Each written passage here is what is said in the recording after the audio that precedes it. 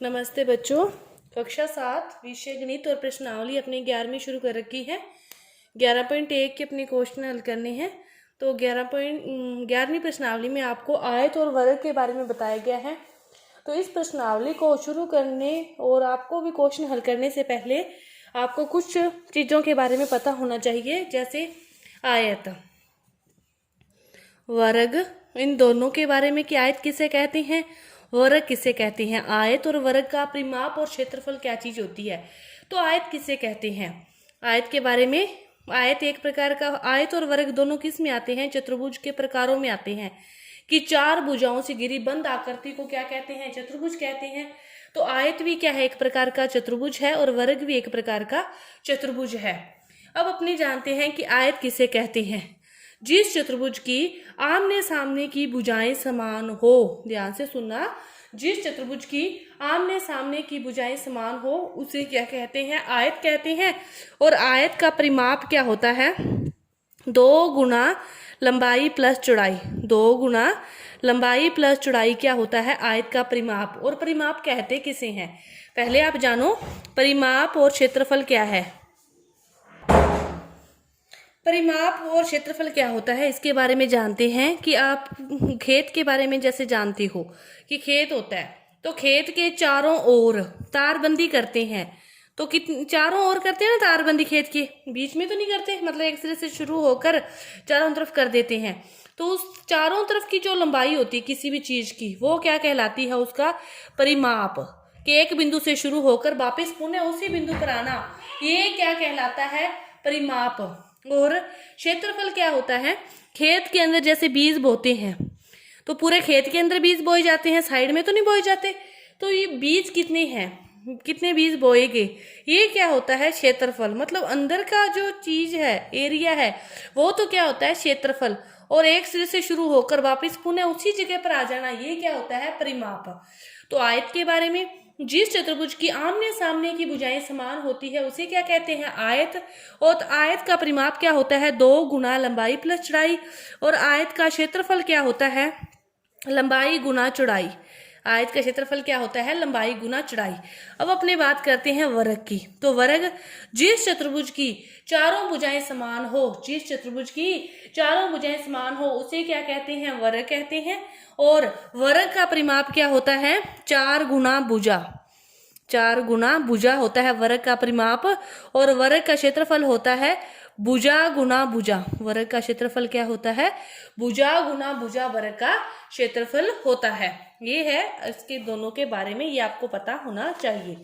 इसके बाद देखो कि पहला क्वेश्चन दे रखा है कि एक आयताकार भूखंड की लंबाई और चौड़ाई क्रमशः आपको दे रखी है और भूखंड का क्षेत्रफल पूछा है। आयताकार भूखंड है, आयत के बारे में बात कर रहे हैं और क्या पूछ रहे हैं, क्षेत्रफल पूछ रहे हैं। तो आयत का क्षेत्रफल क्या होता है, लंबाई गुना चौड़ाई। आयत का क्षेत्रफल क्या होता है, लंबाई गुना चौड़ाई। लंबाई कितनी दे रखी है, 500, गुना चौड़ाई कितनी दे रखी है, 300। तो आपका जो क्षेत्रफल हो गया वो कितना हो गया, 5 × 15 और 2 4 0 की 4 0 मीटर में दे रखा है। तो क्षेत्रफल को क्या लिखते हैं, या तो मीटर स्क्वायर या फिर लिखेंगे वर्ग मीटर, या फिर लिखेंगे वर्ग मीटर। ये है आपके आयत के बारे में। इसके बाद देखो दूसरा क्वेश्चन कि एक वर्गाकार पारक का क्षेत्रफल ज्ञात करो जिसका परिमाप दे रखा है। अब आपको क्या दे रखा है, परिमाप दे रखा है। किसका दे रखा है, परिमाप वर्ग का।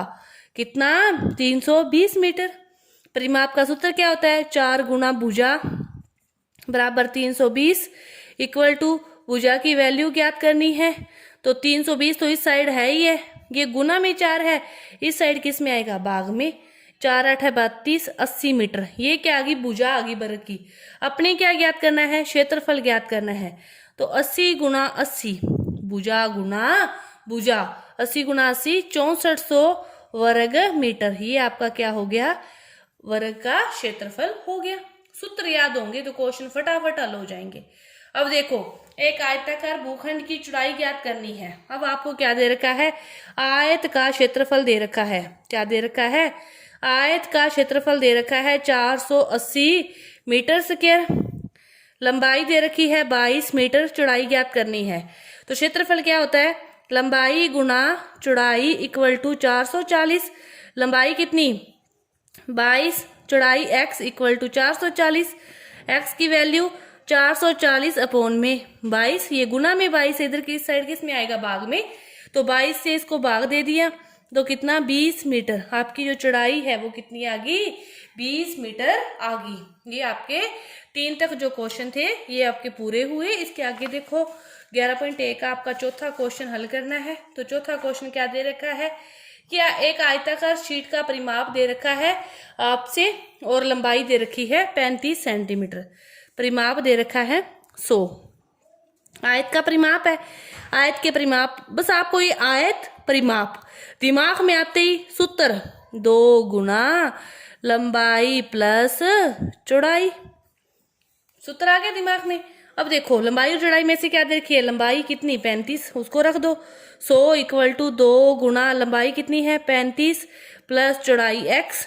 अब 2 से इसको भाग दे दिया, 100 बटा में 2, 35 प्लस x, 2 से भाग दे दिया 50, 50 equal to 35 plus x equal to x की वैल्यू निकालनी है 50 माइनस प्लस के 35 है इस साइड किस में आगे माइनस में, 10 में से 5 के 5, 4 में से 3 के 1, 15। x की वैल्यू कितनी आ गई 15 सेंटीमीटर आ गई। x की वैल्यू 15 सेंटीमीटर आ गई। ये आपका है चौथा क्वेश्चन। इसके बाद देखो अपने 5वां और 6ठा और आगे के जो क्वेश्चन है आपके ये अपने अगली वीडियो में करेंगे। धन्यवाद।